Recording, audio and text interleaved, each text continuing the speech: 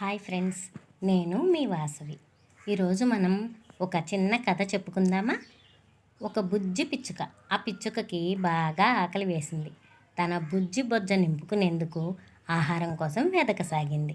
అప్పుడు ఆ పిచ్చుకకి మా ఇంటి వరండాలో కట్టిన వరి కంకులు కనిపించాయి. చాలా ఆతృతగా వెళ్ళి వరి గింజల్ని తింటూ ఉంది. ఎలాగో తెలుసా? చిన్నపిల్లలకి ఇష్టమైనవి తినడానికి ఇస్తే ఎవరైనా అడుగుతారేమోనని గబగబా తినేస్తారు కదా, అలాగా.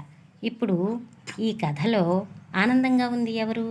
ఒకటి బుజ్జి పిచ్చుక, తన బుజ్జి బొజ్జ నిండినందుకు. రెండు మా శ్రీవారు, ఎందుకంటే ఆ గింజల్ని పిచ్చుకలు తినాలని కట్టింది ఆయనే కదా. మూడు నేను, మా శ్రీవారి ముఖంలో కనిపించే సంతృప్తి నాకు చాలా ఆనందాన్ని ఇస్తుంది. ఎప్పుడూ కూడా మనం తిన్నది మనది కాదండి, ఆకలితో ఉన్నవారికి పెడతామే, అదే మనది. మీరేమంటారు?